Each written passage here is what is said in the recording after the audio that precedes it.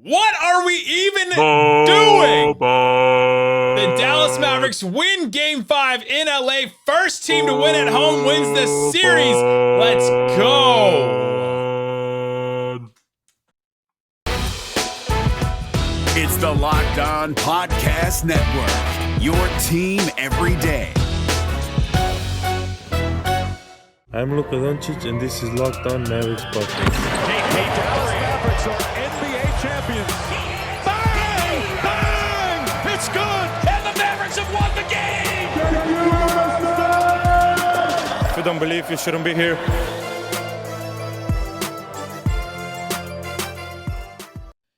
Today's episode is brought to you by Michelob Ultra. Only 2.6 carbs, 95 calories. It's only worth it if you enjoy it. And welcome. You are locked on to the Dallas Mavericks. My name is Nick Angstadt, media member and coordinator for the Locked On Podcast Network. And joining me, as always, my co-host, contributor at Mavs.com, the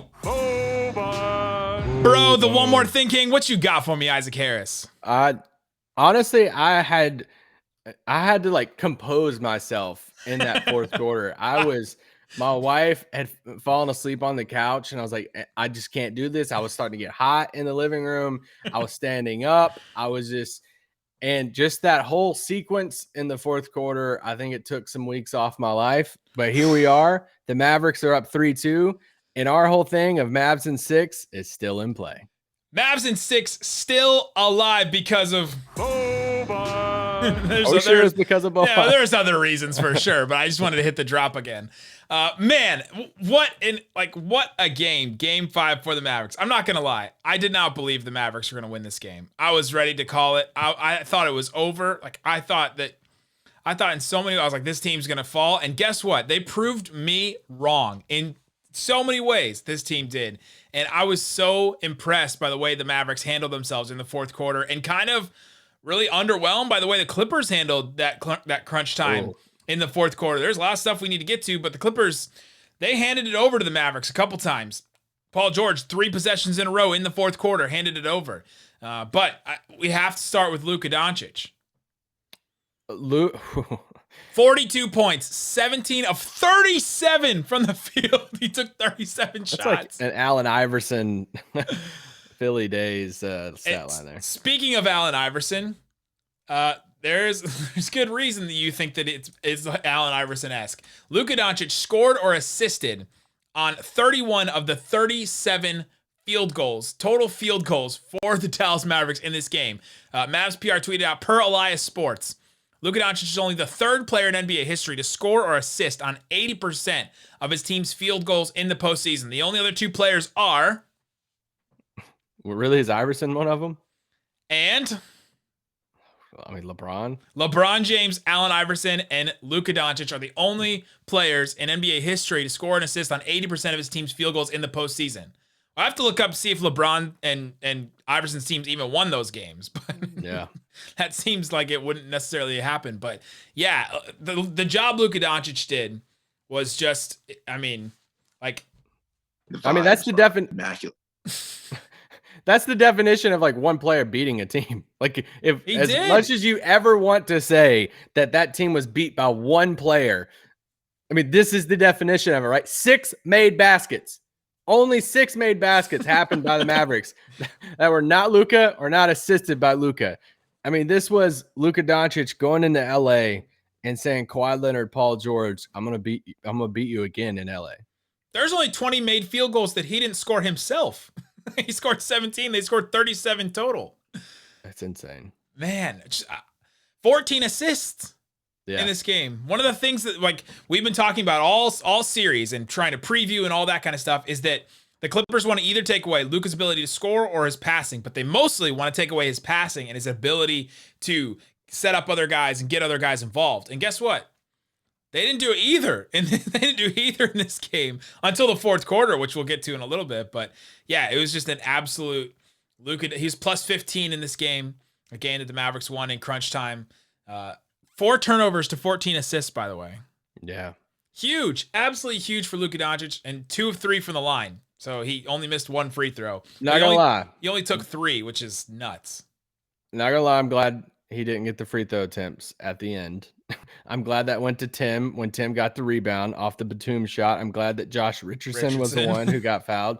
I'm glad Luka was not that. But that first quarter from Luka, I mean, that's what all-time greats do. That 19 points, 5 of 5 from 3. It was, I mean, we all have heard the stat line of how many teams win the series when you win game 5. And, after losing these last 2 games in Dallas that were just brutal, most everybody, the whole tide had flipped, right? It went all the way back, almost more than before. It's like people didn't give Dallas a shot at this series before. Nope. And then they win the first 2, and people are like, wow, man, they're going to beat the Clippers? Then they lose 2, and then everybody's like, almost more than even before the series started, Mavericks are done, no shot. Yep. And for them to walk into LA and Luka put him on his back in the first and say, I'm going to score 19 points. Like I just watched Booker the night before torch the Lakers for 18 points in the first quarter. And to see Luka put up 19, it's just some big time basketball played by Luka tonight. And it wasn't, I mean, look, other players did things too, right? We will give some credit to other players as well. It wasn't literally just Luka only, right? Tim got to 20, but I mean, I remember tweeting out and going into the fourth quarter, Luka had 40 and Tim had 13. It's like, and he was the only player in double digits. He was the only other player who finished in double digit scoring. And we've been talking about this of saying they have to have another player get to 20 points. And he barely got there and they still won. It's like this is the definition game of a player putting a team on his back saying, I'm going to go win this game. With it, we know there's a lot of things that a lot of players did in this game that made him win this game too. But this is an all-timer performance from Luka. Put him on his back, bum, shoulder, and all. Yeah, and there were tweets. You sent me a tweet by somebody, I forgot who it was. There were people out there literally on Twitter tonight saying, like, is he like staking his claim right now as the best player in the NBA by doing this against Kawhi and Paul George? It's like that dialogue is already being started. It's like we talk all the time as him being a top 5 player, but put him in that KD, LeBron. I mean, Kawhi has been in that. Kawhi's been having an incredible series. He kind of came back down to earth a little bit tonight, but it's just Luka's just in a different level right now for him. Like, Luka's been playing the Clippers with Kawhi and Paul George and Batum and Morris and even Terrence Mann. I thought to play defense on him pretty well. Like he did. They have options. Imagine if he was playing the Nuggets or the Blazers, or like you look over to the other side of the bracket on the East and you're like, oh, the Hawks win their first round series. Like, good job for the Hawks. They beat the Knicks. Right? Like, imagine if Luka got to play either one of those teams. Basically, I think every single team in the Western Conference playoffs would beat the Knicks in 5. Yeah, probably. Yeah. Memphis. I think Memphis would beat them. It'd probably be a longer series, but Memphis is the only team that would probably go 6 or 7. And I'm not trying to slander the Hawks or anything. It's just, no. Which I'll slander the Hawks on occasion. They're fun. They're a fun team to watch, though. I enjoy watching them. Yeah, we do on occasion slander the Hawks, but it is not this day. It is not this day. I'm just trying to point out that he has been playing against this Clippers team that's supposed to be this title contending team, and has been favored in every single game this series, is favored in the series by a lot, and all that. It's just been incredible. And all of Luka, every single one of Luka's playoff games have been against this Clippers team and these all-world defenders. And this is what, 4 of he's played in 11 playoff games. Yep. And now this is 4 of them. He scored over 40 points in those games against this team. Like, what are we doing right now? This is crazy. The Mavericks now have the lead. They're up 3-2. They go back to Dallas for Friday. Game 6 in Dallas. Imagine the closeout in front of that crowd. I'm just going to take all my stuff and just say, I might just stay in the arena. The latest I've ever left the AAC has been around 1:00 in the morning. There might be a chance I might beat that on Friday night. If they win, I'll record the pod from the arena. It's on your phone, sitting on the court. Oh, it's just going to be wild. Yeah. The vibes are immaculate. They absolutely are, Jalen Brunson. We'll get into a lot more stuff. We have to talk about Kristaps Porzingis eventually. We'll get into him. We'll talk more about the job Luka did. Dorian Finney-Smith was absolutely incredible. We'll get into that coming up. But let's talk quickly about RockAuto.com. Rock Auto is an online store that has all the parts available for your car or truck. You can go get the parts for your car. Go get them. They're modeled exactly for your vehicle. Choose the make, the model, the year, all that stuff for your vehicle, and it will pull up the parts for you. Their catalog is unique and remarkably easy to navigate. And best of all, the prices at rockauto.com are always reliably low, and the same for professionals and do-it-yourselfers. Why would you want to spend up to twice as much for the same parts? Go to rockauto.com, see all the parts available for your car or truck, right Locked On in their How Did You Hear About Us box so they know that we sent you, because we send you there for a reason. We send you there because they're a family business serving auto parts to customers online for 20 years. There's chain stores you could go to. There's all kinds of different things that you could go and try and find the right part for you, but you're going to find that at rockauto.com. So go there. Amazing selection, reliably low prices, all the parts your car will ever need. rockauto.com. All right, Isaac Harris, let's get into the Dallas Mavericks win. I'm still kind of getting over it. Who is the biggest role player for you? Who is the biggest role player that stepped up and played the best game for you? Let's just start there, and then obviously we'll get into Porzingis' role. We'll get into the starting lineup change. We'll get into all that, but let's start with the role players that stepped up. Okay, I want to save. We'll get to. I mean, we're basically gonna go through every play for the most part that made a difference. Yeah. But I actually want to start on Dwight Powell. This guy has had such a weird rotation. You know, like what? Would you say that he bounced back and got his bounce back, Isaac Harris? Shout out to the article you wrote for Mavs.com. You've been referencing guys, the last couple of games as he hasn't played. Guys, go read that. Actually, a friend of mine, Scott, I was brainstorming with him for this story, and he gave me that title, and we were like joking around, and I'm like, I don't know if I'll use that title because we thought it was corny. You texted it to me even before you posted it. It was like, is this corny? And then maybe a little bit, but it's all right. It worked out, you know, and it fit for where it's kind of on brand for us. But no, I thought his minutes were amazing. I thought his energy, he had, this is going to seem really dumb for some people. It's like, who cares about one rebound? But he had one rebound tonight that was absolutely insane.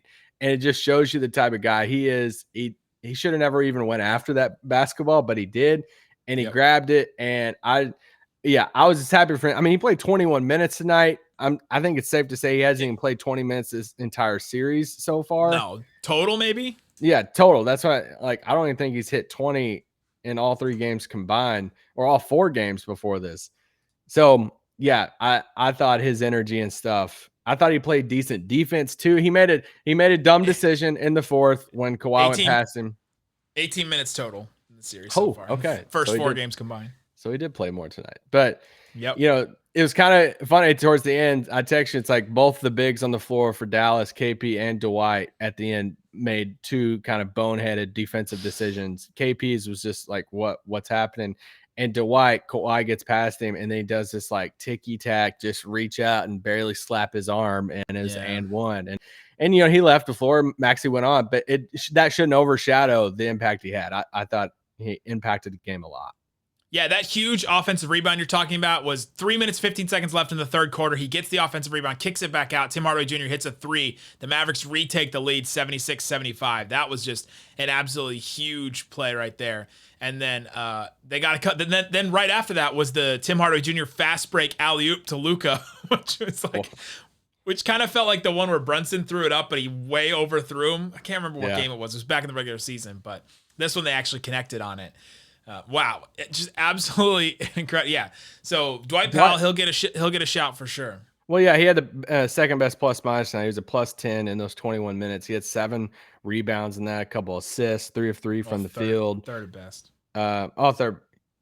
Dorian. Sorry, Luka Dorian. But no, he deserves the praise on that, and he kind of surpassed Willie. You know, Willie only had 5 minutes, and this was one of the things. Willie goes in real quick. Willie goes in the game, 5 fouls like in 1 minute. Only 2 of them were called. One of them on Kawhi. I was like, how is that not a foul? He like literally just whacked his arms and did not get called. But Willie was done after that, I think. I'm laughing right now, but there was a path we were going down to where I was going to be very, very pissed off because the referees were. Oh my gosh. We'll talk about Boban in a little bit, but Willie got away with just he just held Kawhi's arm and he got away with it. It was hilarious, but Yeah, I love Dwight. Dwight was one of the only things that we actually got right in our predictions on, yesterday's pod of saying, hey, we think Dwight should get at least a few more minutes and play over Willie, and he did. Speaking of things we got wrong, Boban. Boban gets the start for the on Dallas Mavericks. Boban gets the start for the Dallas Mavericks. Shout out to Miha, who tweeted us on the Adjustment podcast and said you should play the Twin Towers and all that. And we gave him the Mavrello laugh, laughed him off the podcast. The Mavericks did it. I don't think it was the reason they won this game. Boban was -9 in the minutes that he played, so in that lineup they didn't necessarily get a lead there, but it was different, and they did change it up, and it was interesting because I think Jeff Cooperstein tweeted out before the game, this is definitely not the JJ Barea insert into the starting lineup in game 3 or game 4 for the Mavericks in 2011. And I was like, it's actually quite the opposite, right? To do Boban for JJ Barea. They literally went big. But what do you think about the starting lineup change and about that the Mavericks did? I laughed out loud when I saw it. I was like, wow. Was it like this? Similar, similar to that. But we thought that they would go small. I thought they would go small. I thought that's the move they should have made, was to go small. And they went big, obviously, with KP and Boban 7-3 and 7-4. I'm with you on the sense of it. I'm not there saying, oh, starting Boban just solved everything, because guys, I texted Nick in the first quarter when we were up by like 5 for most of the first. And I'm like, I feel gross that we're up, because they were just missing wide open 3-pointers. They were getting wide open. And my mind was like about to explode, because this is literally like the 4th highest 3-point shooting team of all time and the number 1 this season. And like, by doing that, by playing zone and big, like it's the double whammy. We're just going to give the best 3-point shooting team, open 3-pointers. And it felt like every single possession they had an open 3-pointer, and they were just missing them. And they finished the night, 14 of 38 from the field. And so really it was basically 2 guys. Like Reggie Jackson hit 6 threes and Marcus Morris hit 4. And outside of that, that's just 4 threes that some, other people made in the game. So they missed a lot of threes in this game. And so I'm not sitting here ready to say Boban solved everything, even though I love that guy, because I think a lot of it had to do with them missing some threes. Boban he allowed Luka, and he always does this. Boban allowed Luka to score some easy buckets, right? Yes. The little, Boban sets the screen. Yeah. Offensively, Boban, and that's why you put Boban in there. He's a change of pace offensively. He's not going to change your defense. Like, he'll get scored on at the rim. Zubac's completely just destroyed him on a dunk in the first or second, in the first half. Luka, though, Boban sets the screen for him. Luka gets around him, and then his defender's behind him. He gets him on his back and basically slowly walks into the lane while the defender is stuck on his back, can't get around him. And then Luka either throws up a floater, sees what everybody does around him. He'll get a pass over to Boban, all that kind of stuff. So it opened up that kind of stuff and maybe got Luka going, which I think is obviously hugely important for this team. But Boban can roll and actually pin the defender a little bit. That's a difference that KP can't bring. And a foul's a freaking foul. When somebody gets hit in the head, it's a foul. Like Boban, when he gets hit in the head, it doesn't matter because he's just big.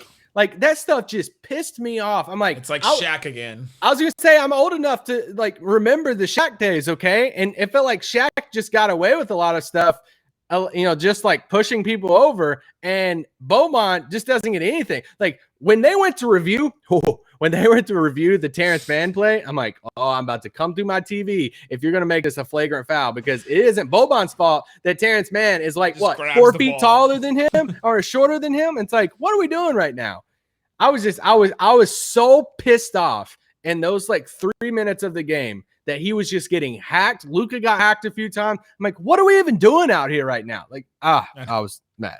I don't want to be mad right now because we won. There was 3 or 4 reviews in this game that just took forever, 7 real-time minutes. We're going and reviewing some of Luka these. more rest. Rick Carlisle even referenced it after the game. He said, hey, this is why he can play this many minutes, because we had these long reviews. Did Rick Carlisle, he didn't use his challenge, did he? I don't think so. No. He should have just used it on some BS dump, call, just to give Luka extra breather. But yeah, it worked. Luka, by the way, 42 minutes. It's not like he played the entire game. He got him some rest, and then obviously the reviews and things like that. Yeah, the KP and Boban starting five. It just, to play a zone against this Clippers team, like you said, they were missing wide open threes, but they only had 4 guys hit threes, and only 4 guys really took threes. Rondo missed 3. One of them was an air ball that Mark Cuban got a real laugh at, which was absolutely great. I tweeted the clip out. Go check it at Nick Van Exit. But Kawhi was 1 of 7. Paul George 3 of 7, like you said. Reggie Jackson 6 of 12. That's a lot of missed threes. 6, 4 of 8 from Marcus Morris. And then the only other guy that took a 3 was Batum, and he missed the one. So they just aren't taking enough, which is what the Clippers do. They make their threes. They just don't take a lot of them. They make their free throws, but they don't take a lot of free throws. And so that came back to bite them. But they were, in the first half, all these open shots, because when you're playing a zone, especially with these 2 huge, slow humans, you have to recover on so many different ways, because the ball swings all the way around the court, and you have one guy that's defending over here, and he needs to go back all the way over there, and then all of a sudden, you have to help over there. Like, there's just so many times you saw it. It seems, and when the Warriors did this, when the Warriors were able to switch and play, these kind of defenses, when the Raptors were able to play these kind of defenses, they have the guys that are able to, the athletes that are able to recover on these, and the communication between everybody to know, all right, you stay on this man, and if you're going to help over there, you commit to that, and you stop and you close out there, because I got this guy, and also I got this guy over here. And they know that stuff. They trust each other. This Mavericks team, their defense is not prepared to do that, right? No. They are not prepared to defend like that. And so the Clippers were getting open threes. They were just missing them. And open jumpers, too, in that first half. So coming up, let's get into some more about how the Mavericks pulled this off. How did they win this game?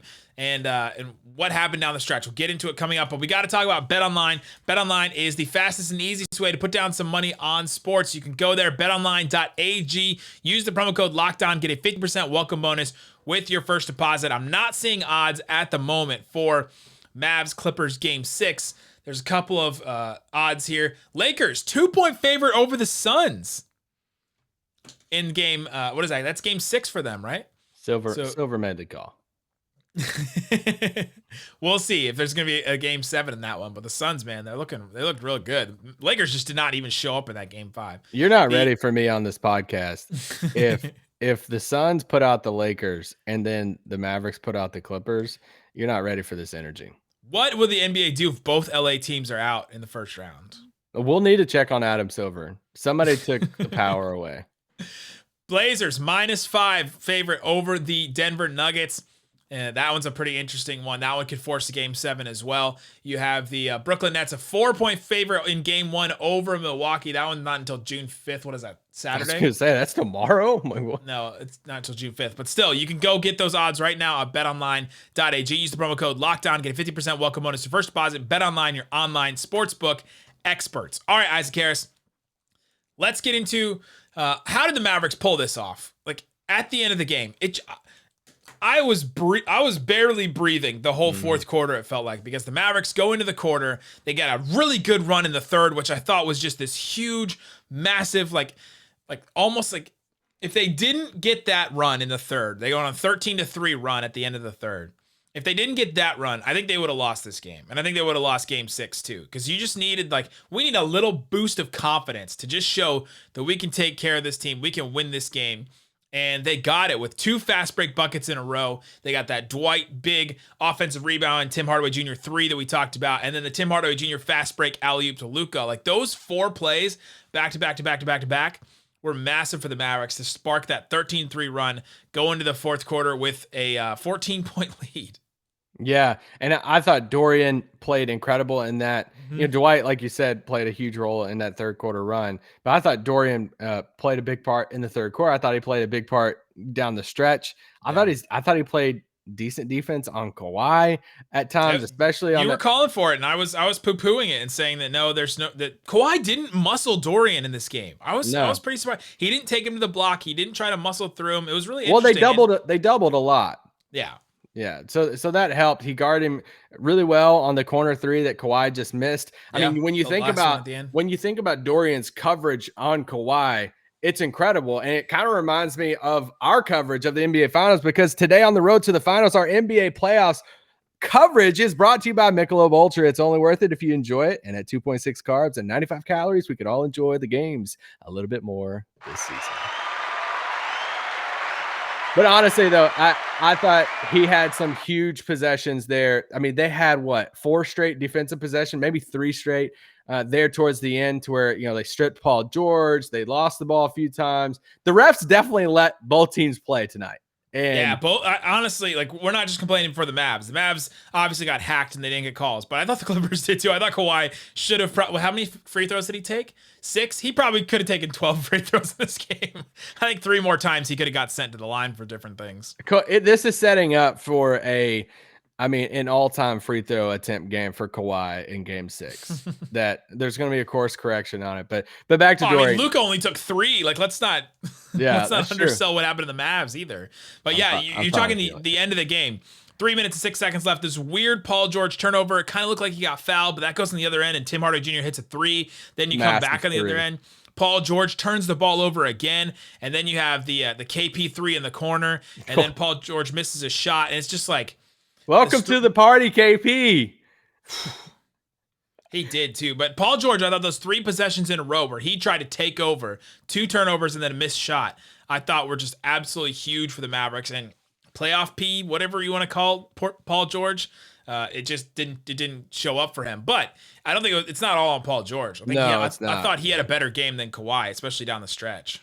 Yeah. Kawhi finished with 20 points in this game. It was kind of an off game for him, but even down the stretch there, hold on, I'm gonna stop here.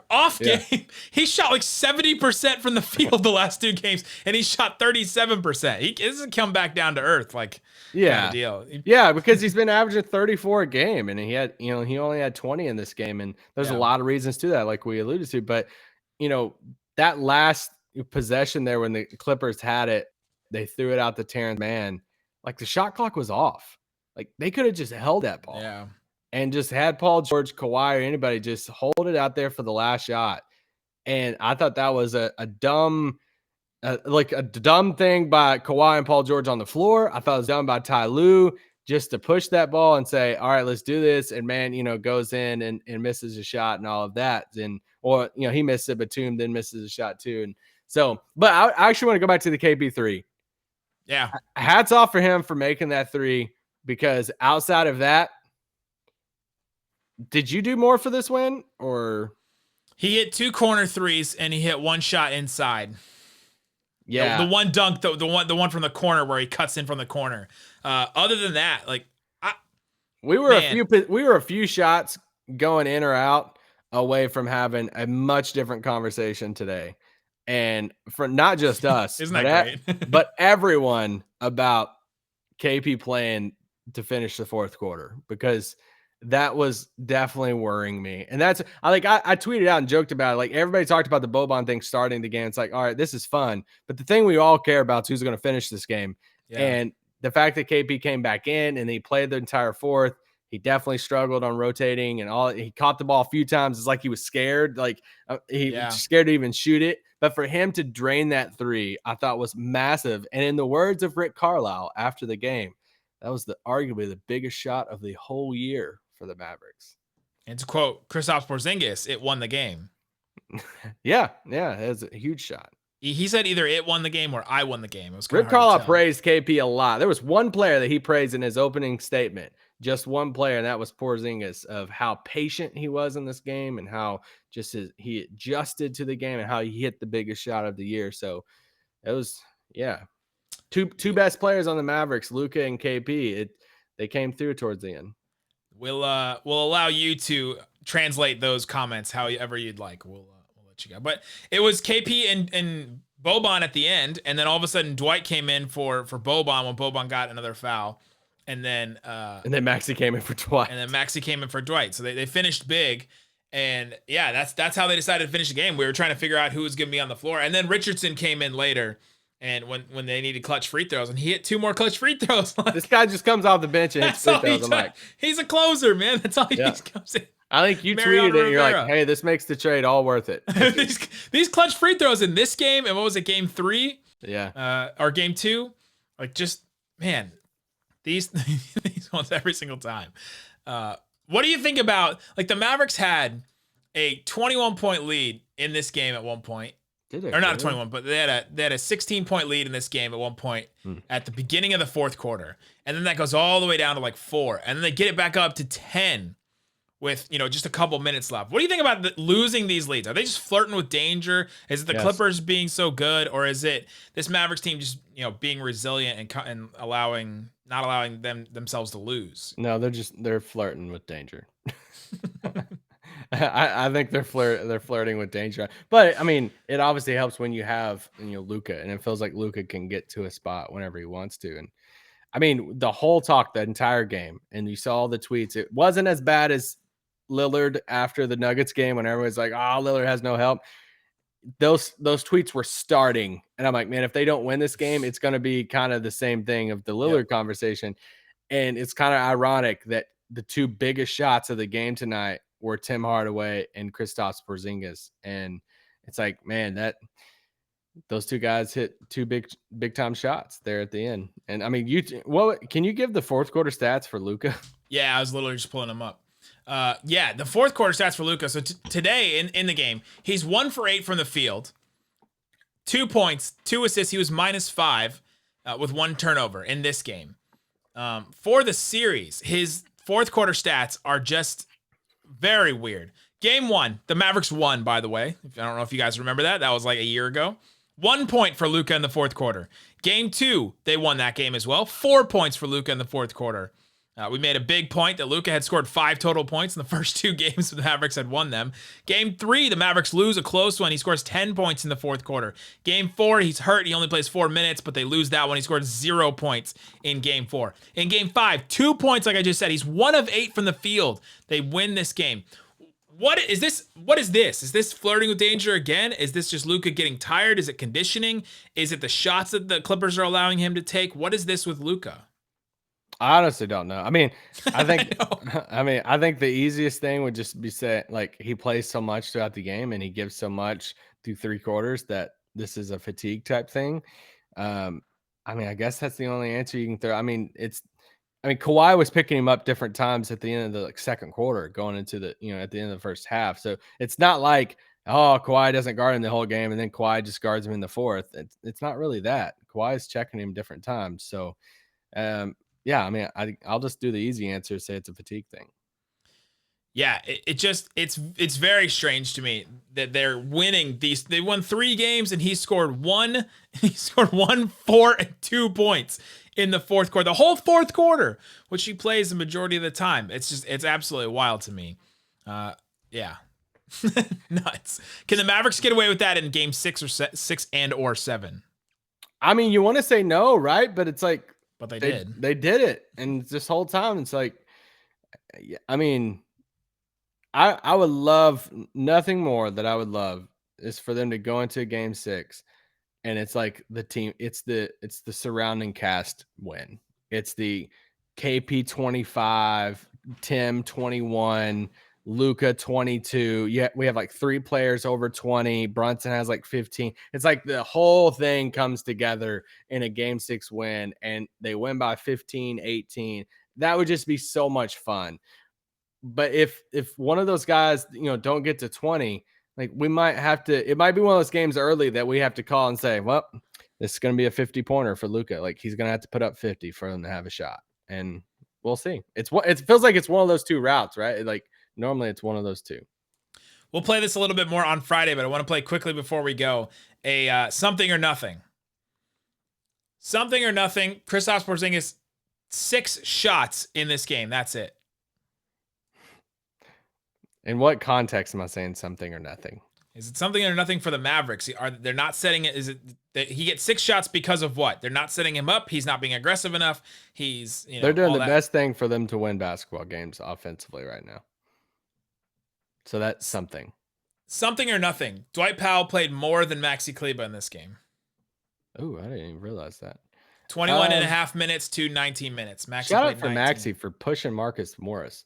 That was a cheap shot by Marcus Morris. That should have got reviewed more than what it, like. Anyway, they gave him a flagrant. Yeah, that's true. I'm gonna say no. That's nothing. That's nothing. Jalen Brunson played 10 minutes in this game 5. That's something. It is something. Something for the Clippers. But if he plays 20 minutes a game against like Utah, if they move on or something, like that wouldn't surprise me either. He's Patrick Beverley for the Mavericks, right? Like he's effective, but there's certain matchups it's really hard to find minutes and play him. Yeah. Patrick Beverley 11 seconds in this game, by the way. Oh, he played at the end. I got a something or nothing for you. Yeah. StatMuse put out this tweet saying there's been 3 games that Zubac has played over 18 minutes. All 3 of those games have been losses to the Mavericks in this series. Oh, something. Oh, honestly, the big starting lineup is just to get Zubac back out there for the Mavericks and for Luka to be able to take advantage of him. I got a text tonight from somebody saying, I cannot believe Ty Lue has left Zubac in as long as he has. I'm like, the thing is, though, they just get destroyed by Boban on the boards, and eventually they'll call fouls against the Clippers on Boban. But if they try to do that crap and not get foul call in Dallas, then refs are gonna have to, I don't know. Something or nothing. Paul George plus 17 in a game the Clippers lost. He's been good. He's been good. He's been good in this series, and I think he does deserve some credit for how well he's played. Yeah, I don't think they're losing because of him. I think it's Kawhi not stepping up in this game, and then it's the threes. Like they just didn't hit enough threes. Yeah, and they have no answer for Luka at all. No, not at all. The answer for the Mavericks for Kawhi was to just have him miss shots, and the trapping, like you said, the defense. Nick Batum plus 18. Nick Batum has had crazy plus minuses in this game, in this whole series. I think Justin Russo, Fly By Night, like tweeted out a bunch of them where it's like Luka's on and Batum is on. Batum is still like plus 23 in this series or something like that. I'm messing up the numbers, but like Batum is a positive no matter what. Is that something or nothing? I think it's something. I think he plays really well for them. Rajon Rondo 0 for 6 in this game. Oh, something or nothing. Hook that up to my veins. No, I think it's nothing. He could have an incredible game 6, and I'm like not shocked. Reggie Jackson, 12 threes. Wow. He hit, attempted. well, I mean, he hit 6 of them, right? Yeah, but still 12 threes attempted. Wild. That is wild. There you go. Luka's upped his average after this game for this series against Kawhi, Clippers, and everybody. He's averaging 35 points now, 8 rebounds, and I can't remember the assist. I don't have it in front of me. 9.4 assists. Luka is second in total points or points per game in the playoffs right now to Lillard. Lillard's 35.6. Luka's 35.0. That's wild. That is wild. Luka's shooting 43% from 3 this series, by the way. Good for him. Yeah. Good for him. All right, there you go. That's what we got. We will have more in a preview of Game 6 coming up on Friday. Guys, thanks so much for listening to Locked On Mavs. Peace out. Boom.